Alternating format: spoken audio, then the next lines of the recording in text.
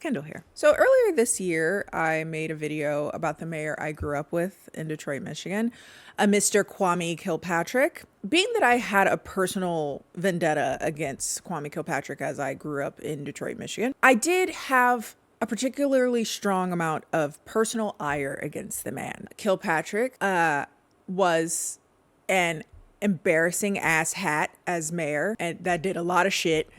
So I recommend watching that video if you would like to know all about that. But long story short, he was a corrupt piece of horseshit that did a lot of corrupt piece of horseshit things, including but not limited to fraud, corruption, bribes, cheating scandal that led to a perjury scandal because he just couldn't tell the truth about anything at that point, more prison time for RICO, and then getting let out of jail in 2020 at the end of the Orange first term. He is now a bootlicking right-wing grifter / minister.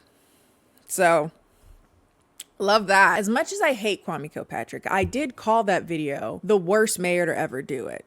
And though not changing the title of that video because it was crazy, I would have to amend something because in fairness, it's only right that I mentioned that there are others that are just as bad, if not worse than him, that have been in public office throughout the last decade or two. One of which brings us to our neighbors just across the Ambassador Bridge, Toronto, Canada, where a Mr. Rob Ford was mayor of Toronto from 2010 to 2014, who, amongst other things that were also quite scandalous, is most well known for being caught on camera smoking crack in office. And in fairness, Kwame didn't do that. He turned City Hall into a circus. We all recognized that this was not going to be a boring 4 years. Now, I had heard of the major Ford scandal during the height of it, but a recent Netflix documentary about him brought to light a lot more of his time in the public eye.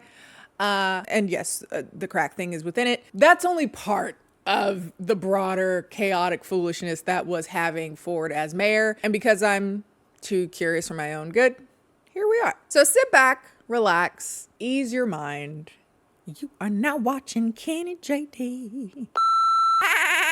Hi everyone, this is Admiral Kennie, and today's video is sponsored by Olipop. Love Olipop, and I've loved Olipop for years. If you don't know what Olipop is, they make better for you prebiotic sodas full of fiber and with no added sugars. A can of Olipop, in addition to being great tasting and being a healthier alternative to regular pop, also has 6 to 9 grams of fiber. That is a lot of fiber. 30% or something crazy like that of your daily fiber intake. They have so many delicious flavors. I have some personal favorites. I really like the grape, the orange, the strawberry vanilla, the root beer, the tropical one, and this delicious and very, very cute and nostalgic collaboration that they're doing with SpongeBob SquarePants, Pineapple Paradise. Because he lives in a pineapple under the sea. It's not like an artificial pineapple. It tastes like pineapple juice, essentially, that's carbonated and has all the benefits of prebiotics and fiber. Also, it's really cute and collectible. They have like different expressions on each can. It is limited edition, so be sure to get it while it lasts. But if you're looking for Olipop overall, you check them out at most major retailers. So if you would like to try out Olipop, feel free to click on the link down below where you can try the new Pineapple Paradise or any other flavor and get $2 off. Big thanks again to Olipop for sponsoring today's video. Now let's get on to the debauchery. So like I said, if you'd like a general overview of Rob Ford, there is the Netflix documentary Trainwreck, Mayor of Mayhem, which is within the Trainwreck series. It goes over the broad strokes of his life of foolishness, mostly his political career, not a whole lot about his personal life prior to that. I did do some other research and some other documentaries to kind of get a general vibe for his overall time in office. But I think it's fair to whittle it down to Rob Ford was a chaotic crash out in a lot of ways, not the least of which the crack. But even before those scandals, Rob Ford was kind of all over the place. Honestly, I just feel like he woke up on vibes and decided to be a menace more days than not. Honestly, I think think menace is too light of a word because that was a hazard. A wrecking ball that sometimes hit the right building but often didn't, leaving nothing but carnage in its wake. So in the summer of 2009, Toronto was going through a garbage strike, meaning that this very large city, the fourth largest city in North America, had garbage in hot July summer. And as you can imagine, it smelled like ass. Raccoons were all over the place. Sticky, stinky, disgusting pile of mess. So with this, as well as other surmounting pressures from his constituents, then Mayor David Miller would decide to decline to run for a third term, leaving the position open for grabs. He would also say that there were like family things going on.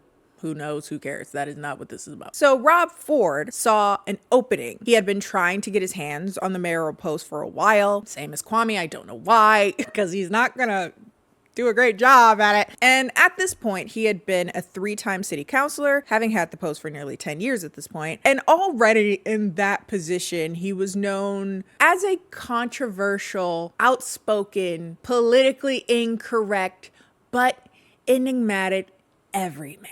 Rob Ford was a controversial counselor, known for saying things that were not politically correct. He was so aggressive that a lot of people didn't want to sit near him. And much like most woefully unfit everyman in politics, he would get a boost from the thing that every man gets in life: nepotism. That was sarcasm for the unaware or uninitiated. His father, Doug Ford Sr., was a member of Ontario's provincial parliament from 1995 to 1999. He was also known for being quite outspoken, and it would seem that Rob got it honestly. Why don't you shut your mouth? Quiet, no one's talking to you. His older brother, Doug Ford Jr., is also in politics. He's actually currently Premier of Ontario, I think, and head of the Progressive Conservative Party of Ontario. Side note, I don't know what progressive conservatism is, and I damn sure don't know what it is in Canadian politics. My knee-jerk thought is that it sounds oxymoronic, the concept of someone wanting something to progress but also to stay the way it is oxymoronic to me, but okay. But on some cursory research, from what I understand, it's kind of likened to like US fiscal conservatism, which was basically what pre-Trump conservatives called themselves, basically. Sure, I don't like minorities or immigrants or the poor, women or reproductive rights or whatever, but I'm mostly focused on all this spending. I'm just thinking about the economy, and gay people having rights is bad for the economy, I guess. I don't know. They don't even talk about the economy anymore. At least before, they would feign this like savior role, like we gotta think of the budget. But now all they do is enrage. It's a bunch of geriatric sundowners yelling about the existence of rights and how that's a problem, and it's inconveniencing like 12 people in power or whatever. And Rob Ford was also part of the Progressive Conservative Party of Ontario. Regardless, I think what's really interesting is that, give or take 7-ish or so years prior to the Trump administration, Rob Ford was doing a lot of the things that have become the cornerstones of how Trump goes about politics. And interestingly enough, the way that he appealed to the everyman, if these people were just a few hours east or westward, they would have been Trump supporters. He was a rallying cry for those who were tired of politics as usual, presenting himself as a brash everyman looking to do his own version of draining the swamp. It's time to stop the gravy train that provides luxuries and perks to politicians and rich contracts to their friends. Primarily through reining in wasteful spending that would primarily benefit the municipal elites. And much like Trump, he was part of those elites, but he was considerably more personable, which would also work in his benefit and arguably would also be part of his downfall. Because to oversimplify things, he was far too comfortable. He got way too comfortable, way too tangible. Shit got very ghetto very quickly. One of the things that I brought up in the Kwame Kilpatrick video was accessibility. And this will be a component of the Rob Ford thing as well. The ways that Kwame Kilpatrick tried to be accessible, it does make you wonder to what degree you see yourself as a civil servant. Kwame Kilpatrick will be seen at the same clubs a lot of times that his constituents were at, created a level of familiarity which can be nice, but it can also present a whittling of the edges where one feels far too comfortable. And Ford definitely felt that. And that is not a good thing. So Ford runs for office. He has his background as a part of the city council. He was controversial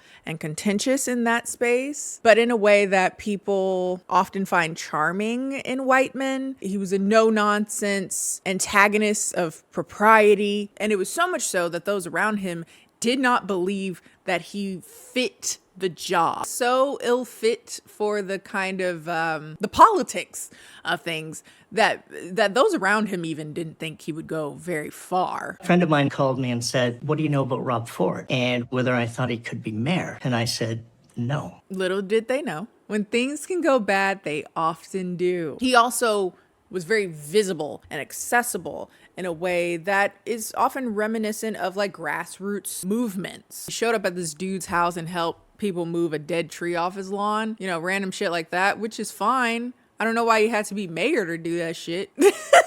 Like, he could have just been helping his local people. He probably would have been more beneficial in that context, but that appealed to people, right? He was so personable. He was so accessible. It felt like your neighbor who was actually helping you. But as you can imagine, running for such a large office creates a particular amount of scrutiny. People started looking into who Rob Ford was, and a lot would come from that, including, but not limited to, DUI. Ford's earliest troubles with substance abuse dated to 1999, when he was arrested in Miami, Florida, for driving under the influence. Police found marijuana on his person, and Ford reportedly told the arresting officer, "Go ahead, take me to jail." Drunken, disorderly behavior started a fight at a hockey game. In 2006, while a city councilor, Ford was ejected from a Toronto Maple Leafs hockey game for causing a disturbance and drunkenly insulting a tourist couple from Ontario. Ford initially denied even being at the game before reversing his position and apologizing, quote, "Being in politics, you're in the spotlight all the time.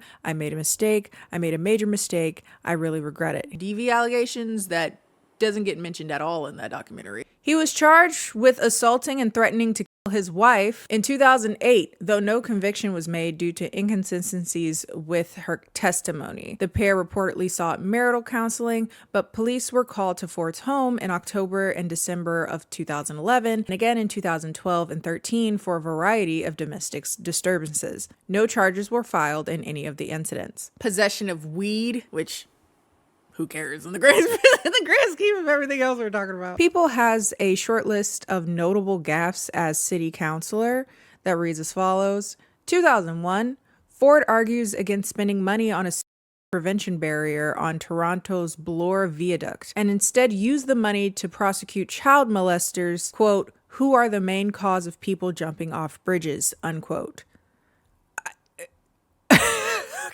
2002, Ford calls Councilor Giorgio Mammoliti a Gino boy. What the fuck is that? Mammoliti, calling the epithet a slur against Italians, files a complaint with Toronto's Human Rights Office. 2006, Ford speaks out against the city donating $1.5 million in AIDS prevention funds. Quote, "If you..." Oh my God. "If you are not doing needles and you are not gay, you wouldn't get AIDS probably. That's bottom line. Those are the facts." If you're not doing needles and you're not gay, you won't get AIDS probably. 2008. At a city council meeting, Ford makes the following statement, quote, those Asian people work like dogs. They work their hearts out. They are workers nonstop. They sleep beside their machines. That's why they're successful in life. I went to Seoul, South Korea. I went to Taipei, Taiwan. I went to Tokyo, Japan. That's why these people are so hard workers. I'm telling you, the Asian people, they're slowly taking over. His comments led to protests at City Hall by Toronto's Asian American community. Asian Canadian? You mean? Whatever. Asians. But because Rob Ford leaned into his imperfect, rough around the edges persona, people kind of just chalked it up to the imperfections of a dude who is just duding like all of us dudes who ever duded. And that dude would soon become mayor of the fourth largest city in North America. Depending on who you ask, the first year or so of his administration went by relatively calmly. But within the first 2 years or so, it would become pretty apparent that perhaps Ford's priorities weren't in order. One of the first scandals that would kind of get larger attention would be him disappearing from city council meetings to go coach high school football, using his office to get Toronto lobbyists to give money to his high school football foundation. Conflict of interest and illegal. You can't do that. He would be brought to trial, and ultimately the courts would decide that he was guilty of misuse of his post, and Rob would chop this up to an orchestrated witch hunt from the left against him, trying to get him out of office, which... Well, this comes down to left-wing politics. The left wing wants me out of here, and they'll do anything in their power to, and I'm going to fight.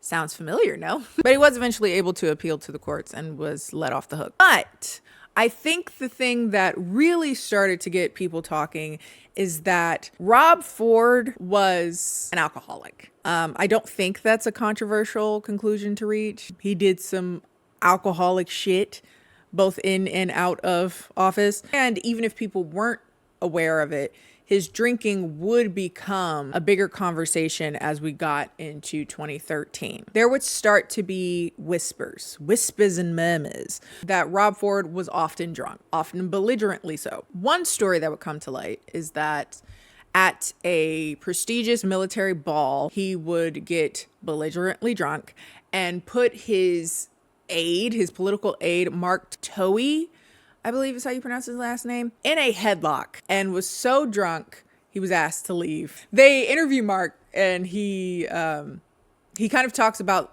leading up to the event itself. Rob was supposed to be out of town, which was a big relief to him, which lets us know that he had been belligerently drunk a lot recently. He was so relieved that he would not be there. So when he found out that not only was he coming and he was as drunk as he feared, he was crestfallen. He would get out to local newspapers that he was belligerently drunk. And I gotta say, not to make everything racial, but the way that this event seemed to have been covered was very white. I hate Kwame Kilpatrick, can't stand him worth a damn, but if that was getting kicked out of events for coming in drunk and belligerent, there wouldn't have been a bunch of articles saying, oh my God, get help, bestie. You need to go to rehab. Please, bestie. Oh my God. Please, bestie, get help. They would have called him a thug, a drunk, and everything but a child of God. Still hate his ass, but a spade is a spade. But of course, within the well wishes and concerns, there were people and journalists demanding that he resign, as he was not in the space to be a competent mayor. Rob Ford would tell them to go themselves. He would point his sword at the media, particularly those who lean more progressive. It's just lies after lies and lies, and I've called you pathological liars. Blaming them for distracting the people from the great job he was doing as mayor.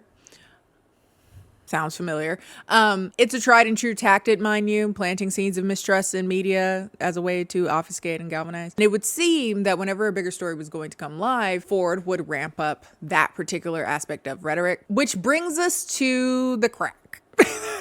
April 1st, April Fool's 2013, it would come to the attention of a reporter for the left-leaning Toronto Star that there was someone looking to sell a video of Rob Ford smoking crack out of a glass pipe in a seedy motel room. Now, the Star didn't purchase said video because that is something that Canadian media isn't allowed to do or doesn't do. So instead, the video was shopped around several US papers and news outlets. And by mid-April, it would be made public via Gawker that there is a video of Mayor Rob Ford smoking crack cocaine. It's not funny, but perhaps one of the funniest moments this entire scandal, and particularly the documentary. Again, former aide Mark Towey recalling him asking Rob Ford about the video of him smoking crack, to which his response was, "Don't worry, it's definitely not on video." They say they have a video of you smoking crack cocaine. And he told me, don't worry, buddy, there's no video. And that was not the answer I wanted to hear.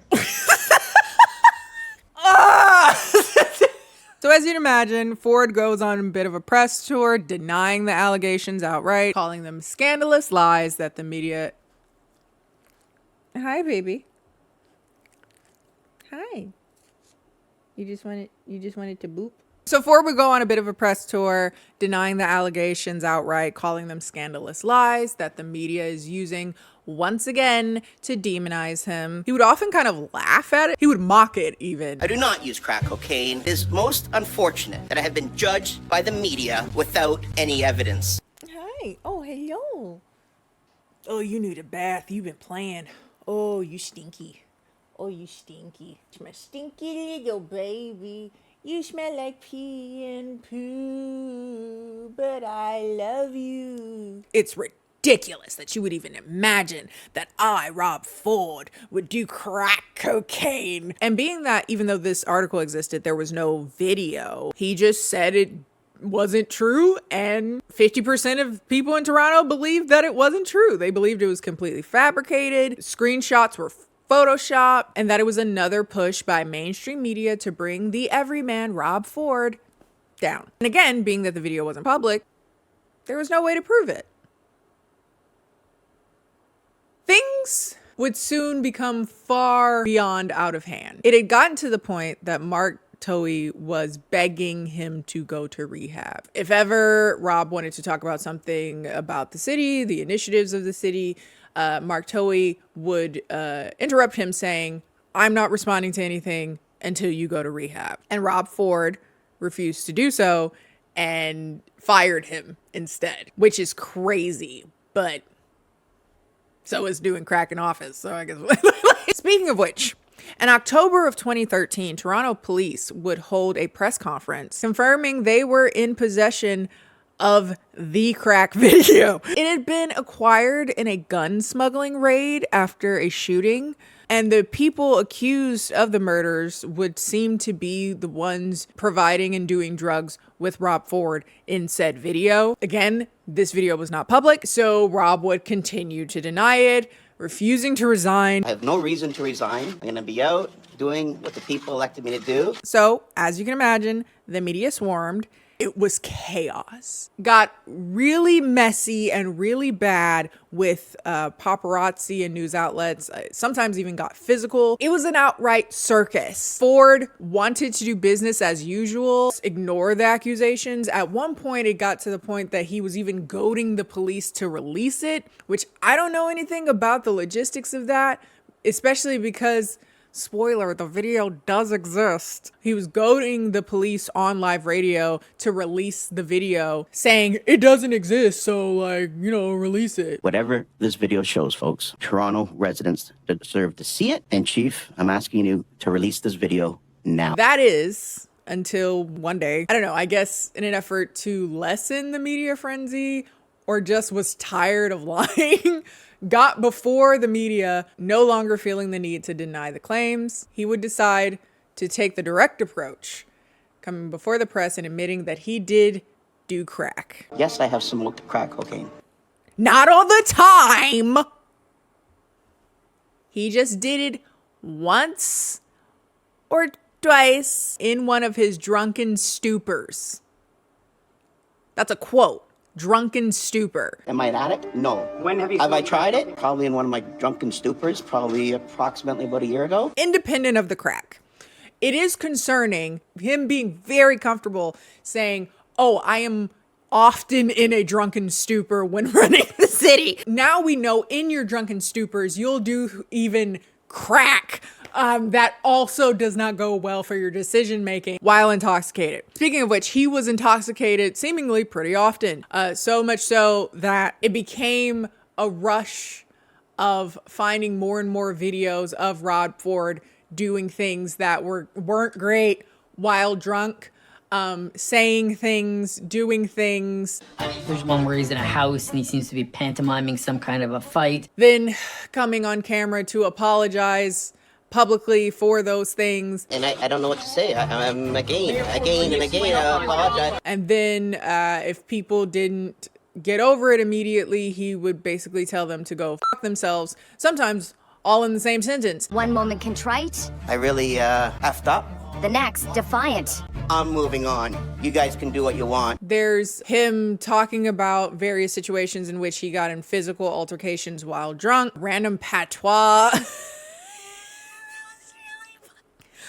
That chick's be around 5 months, man. Oh man, he was accused of harassing a staffer, which he denied during what is perhaps, I think, the funniest part of this entire moment, but particularly the documentary, during which he said, quote, "It says that I wanted to eat her.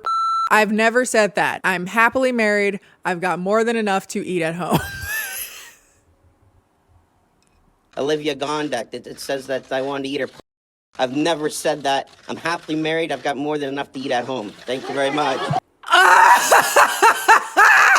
I hate when terrible people are funny. I hate it because they often are.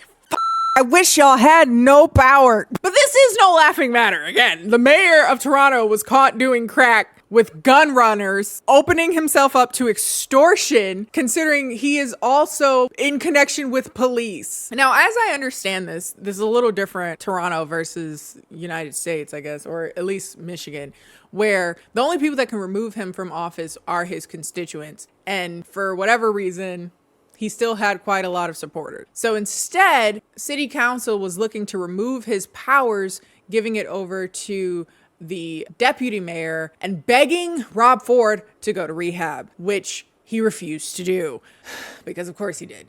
Things just got really, really ghetto, even ghettoer from there. Arguing with the people of city council, tackling an old lady nearly to the ground, comparing the council's decision to remove him of his powers and giving it to the deputy mayor. He compared that to when Saddam Hussein attacked Kuwait.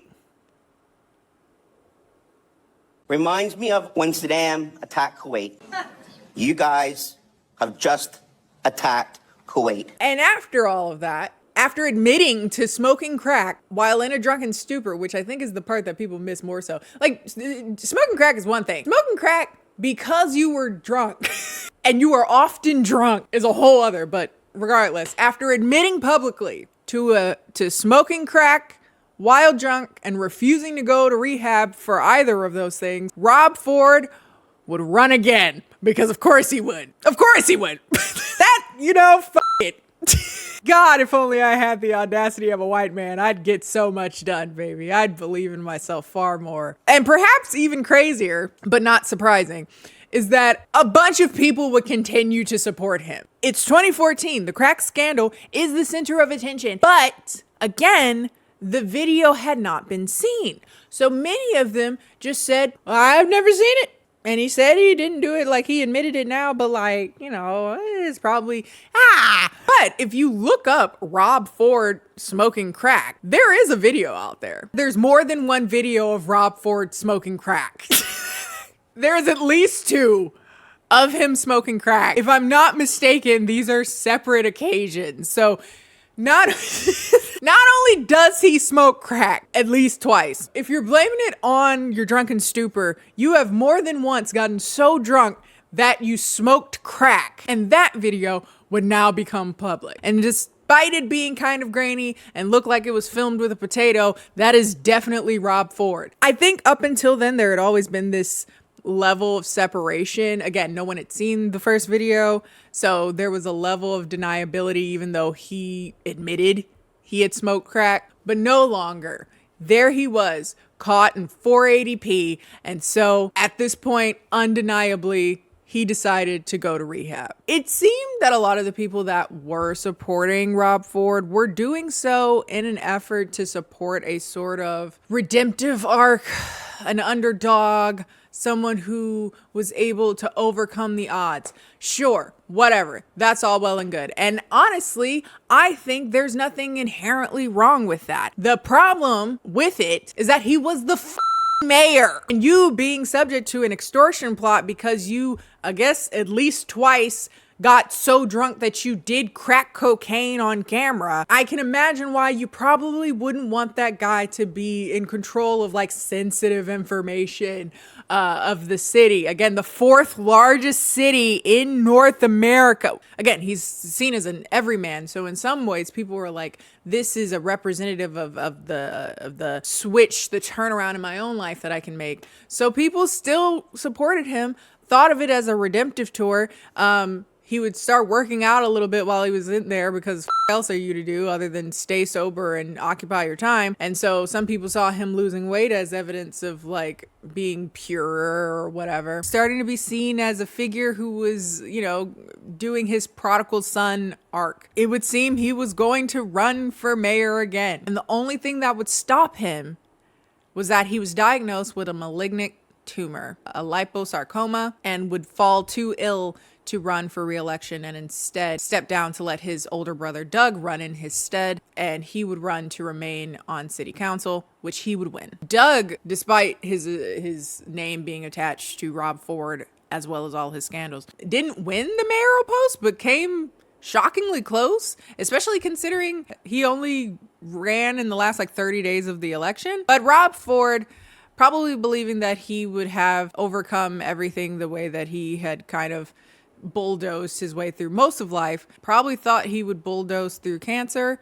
but he would die of it in 2016. After Ford's death, a judge decided to finally release the first crack video. So there's the video if you ever questioned whether or not it existed, even though he admitted it. And that is the abrupt end of the story of Rob Ford. Currently, his brother still works in political office again. At the end of the documentary, it kind of leaves everyone with the question of what is Rob Ford's legacy? They interview his friends, his adversaries, the people he betrayed who started off as friends of his and then had to completely rebuild their lives afterwards. One dude devoted so much to his campaign thinking that he was being lied on about the crack thing, said he worked so long that it broke up his marriage, only to find out that Rob Ford had been lying to him about the crack thing as well. I do get the sense that the documentary did a lot of whitewashing of him, possibly because he's dead. A lot of people think of death as a redemptive arc, which is bullshit. We all die. Being dead doesn't make you not an asshole. You did fucked up things in life. You dying doesn't change that you did fucked up things. I do find that people are more likely to do this kind of redemptive reimagining of someone's life on earth when they are a white man, particularly a white conservative, whom they can retcon into some form of vigilante crusader bullshit. I'm sure he had good qualities. Again, that I Got Enough at Home is funny, so I'm sure he said things that were funny. I'm sure there were people in his life that loved him. But as a mayor, he sucked ass. And that is just the truth. As a person, he sucked ass. That is also the truth. And that is what we are left with. I find his story and the events surrounding the whole scandal very interesting. If you've watched the documentary Mayor of Mayhem, let me know what your thoughts are. If you are from Toronto, let me know so we can commiserate on our bad mayors. If you like this video, feel free to like this video. Follow me on all my social media, Instagram, Bluesky, both of which are KennieJD. I will see you guys next time.